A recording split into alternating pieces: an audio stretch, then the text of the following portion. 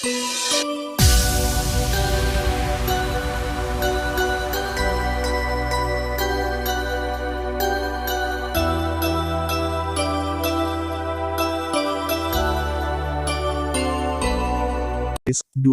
Kisah Nabi Idris alaihi salam.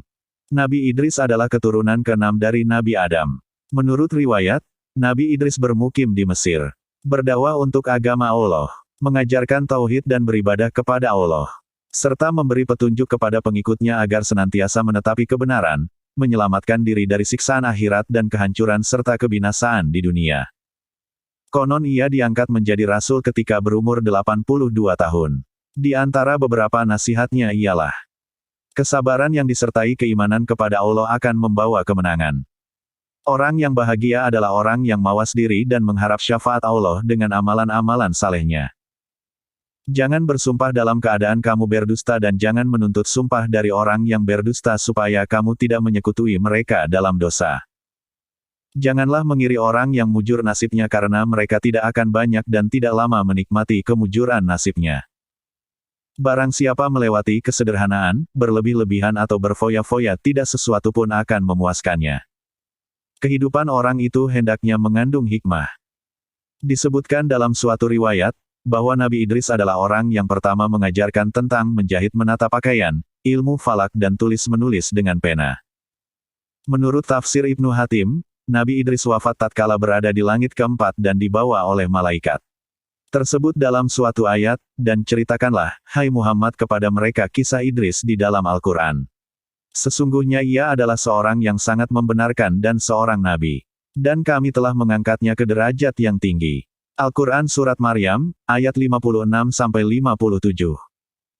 Konon demikian cerdiknya Nabi Idris ini sehingga ia pernah melihat neraka dan sorga.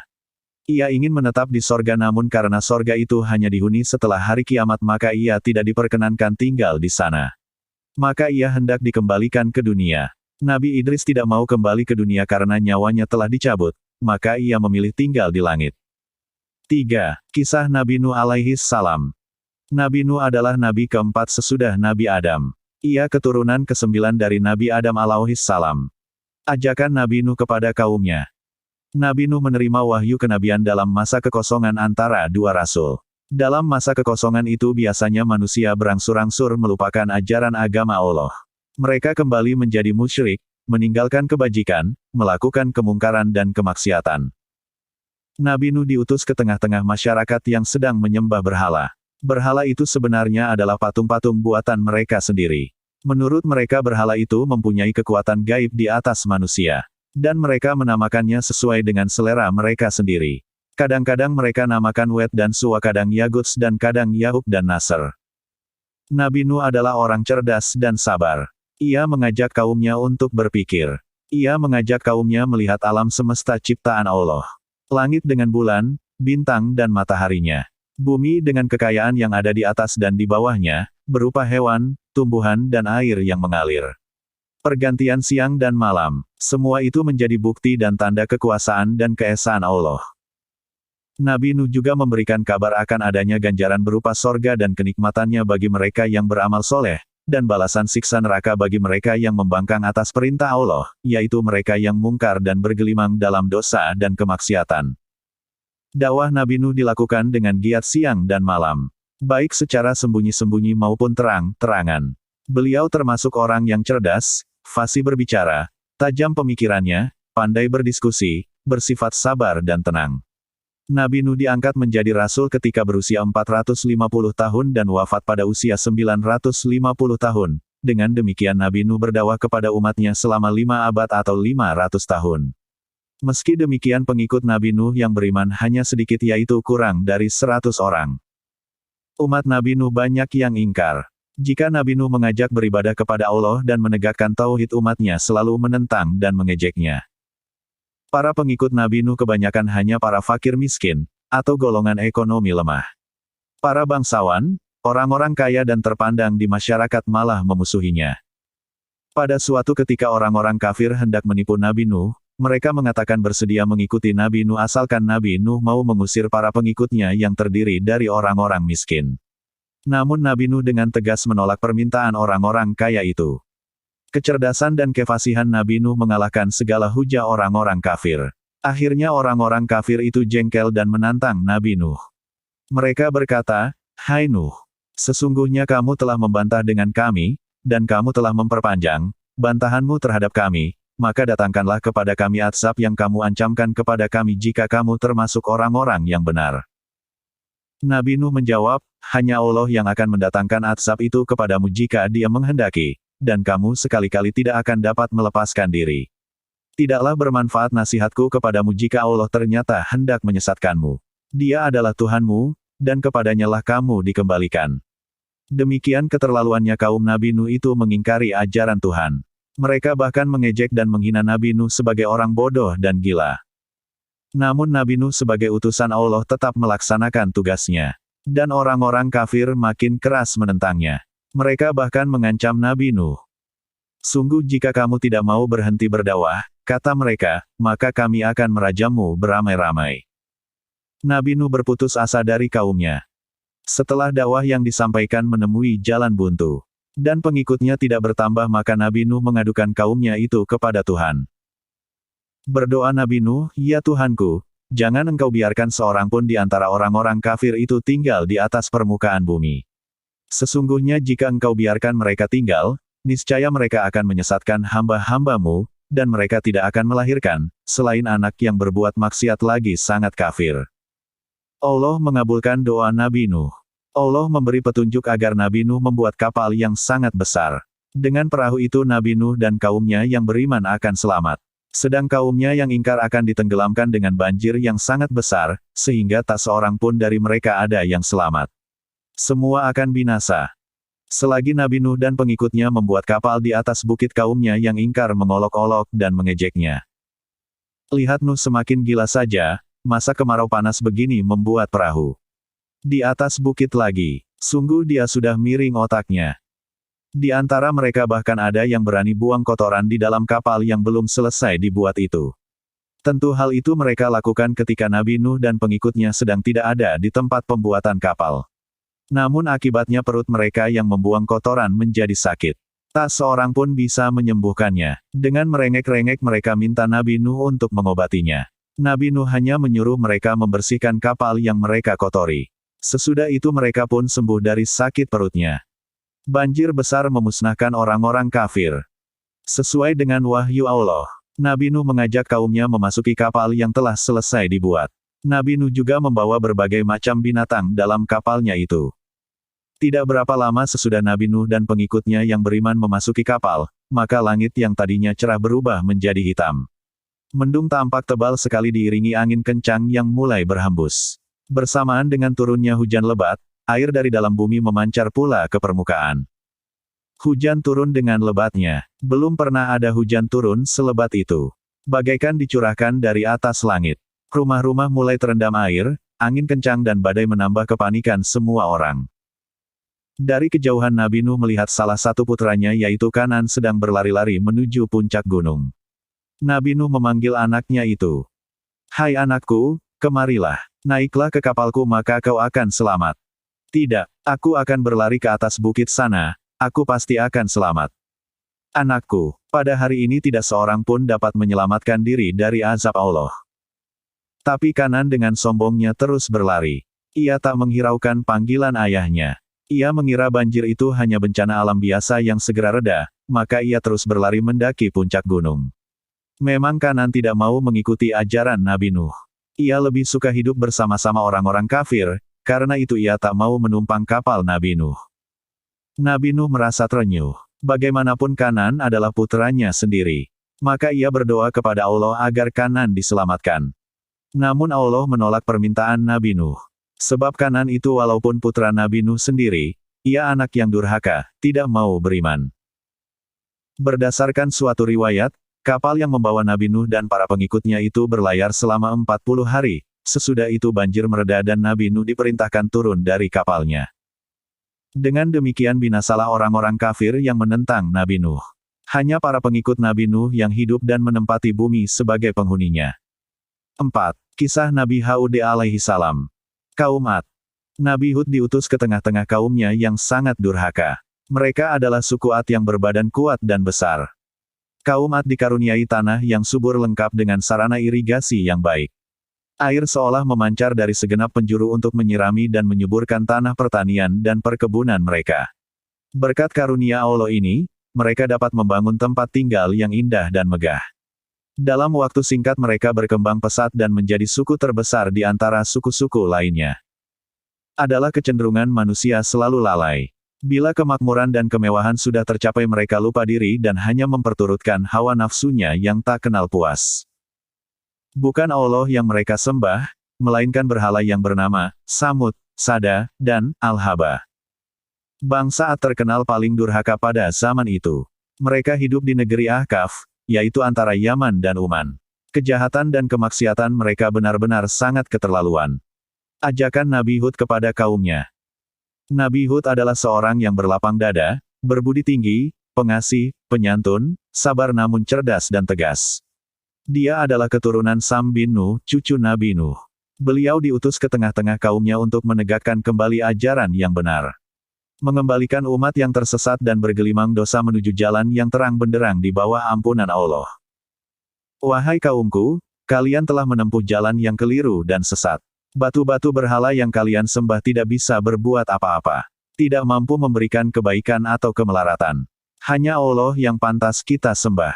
Dialah yang memberikan rizki berlimpah ruah sehingga kalian dapat hidup makmur di muka bumi ini.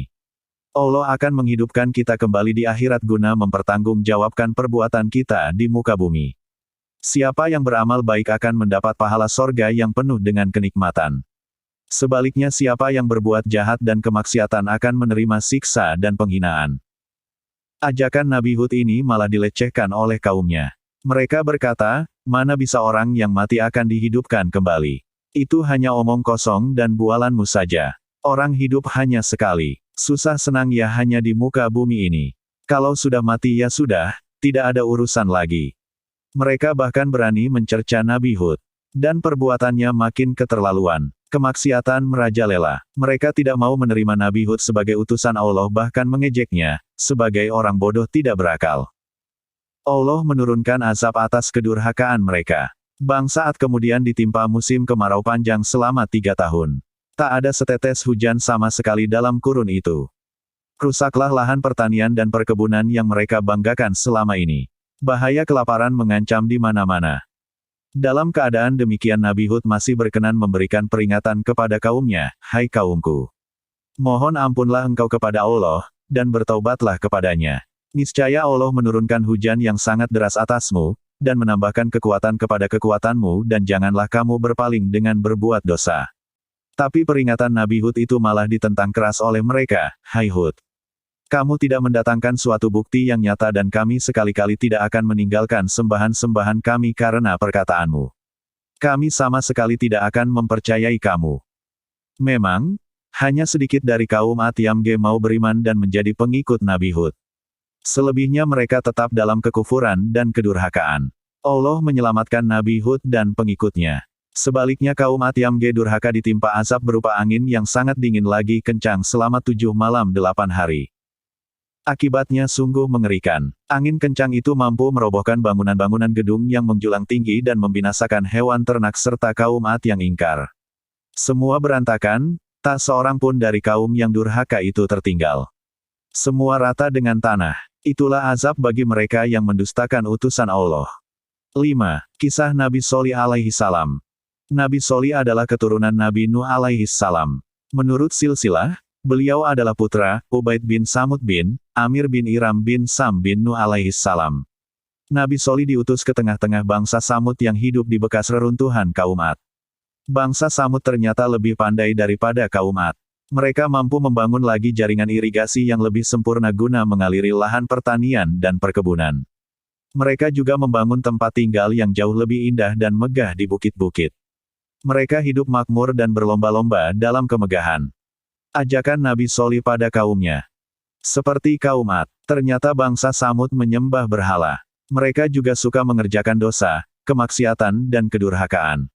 Allah mengutus Nabi Sholih ke tengah-tengah mereka. Berkata Nabi Sholih kepada kaumnya, hai kaumku, sembahlah Allah. Tidak ada Tuhan selain Dia. Janganlah kamu menyekutukannya dengan sesembahan lain. Allah telah menciptakan kamu dari tanah. Dialah yang menjadikanmu bisa membangun dengan menyediakan sarana-sarananya. Maka sudah selayaknya kalian memohon ampun atas perbuatan dosa kalian.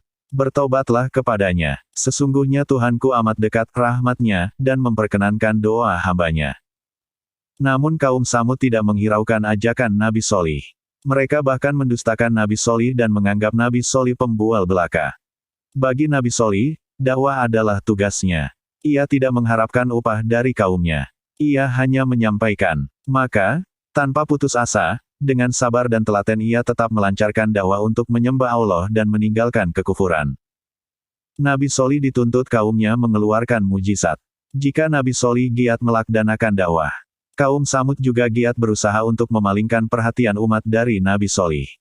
Mereka mencari berbagai upaya agar Nabi Sholih diremehkan seluruh bangsa Samud. Pada suatu hari kaum Samud menemui Nabi Sholih. Hai Sholih, kalau engkau memang benar seorang nabi, maka, datangkanlah suatu keajaiban.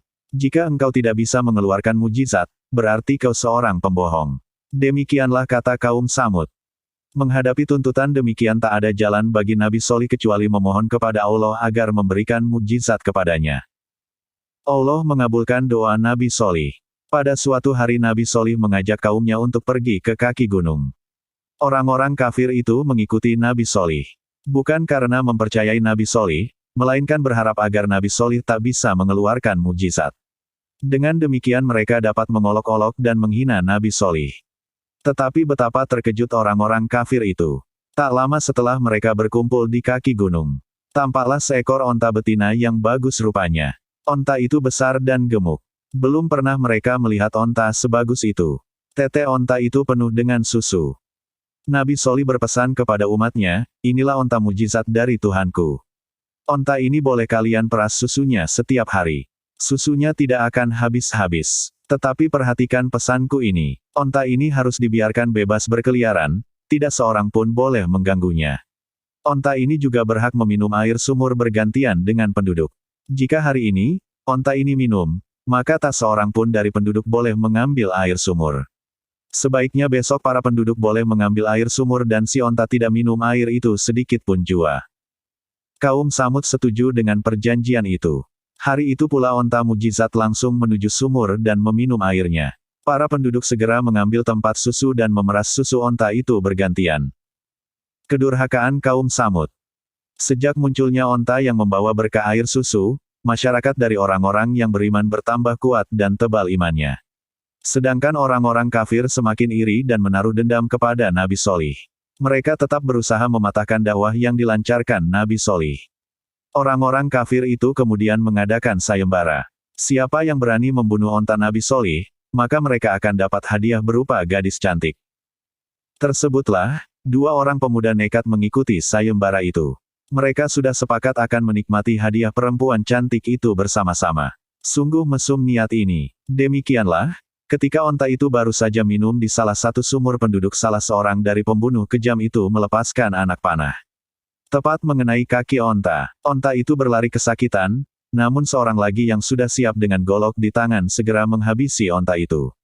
Mereka berhasil membunuh onta dan otomatis memperoleh hadiah perempuan cantik.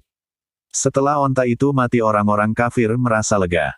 Mereka dengan beraninya menantang Nabi Sholih, hai Sholih, onta yang kau banggakan itu sekarang sudah kami bunuh. Kenapa tidak ada balasan siksa bagi kami? Kalau kau memang utusan Allah, tentunya kau dapat mendatangkan siksa yang kau ancamkan kepada kami. Berkata Nabi Sholih, kalian benar-benar telah berbuat dosa. Sekarang kalian boleh bersenang-senang selama 3 hari. Sesudah lewat 3 hari, maka datanglah ancaman yang dijanjikan Allah kepadamu. Waktu 3 hari itu sebenarnya adalah kesempatan bagi bangsa Samud untuk bertobat dan menyadari kesalahannya. Tapi mereka malah mengejek Nabi Sholih. Mereka menganggap Nabi Sholih hanya membual belaka. Belum sampai 3 hari, mereka datang lagi kepada Nabi Sholih dan berkata, hai Sholih, kenapa tidak kau percepat datangnya siksa itu kepada kami? Berkata Nabi Sholih, wahai kaumku, mengapa kau minta segera datangnya siksa? Bukannya kebaikan. Kenapa kamu tidak minta ampun kepada Allah, mudah-mudahan kamu diberi ampunan. Diam-diam orang kafir itu merasa takut. Bukankah ucapan Nabi Solih selalu terbukti kenyataannya? Bagaimana kalau siksa itu benar-benar datang kepada mereka?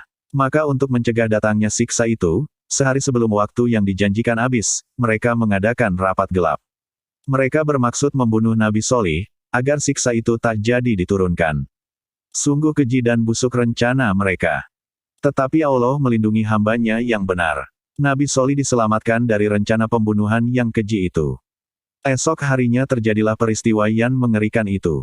Bangsa Samud disambar petir yang meledak dan menggelegar membelah angkasa. Bumi juga ikut murka atas kesombongan bangsa yang ingkar itu.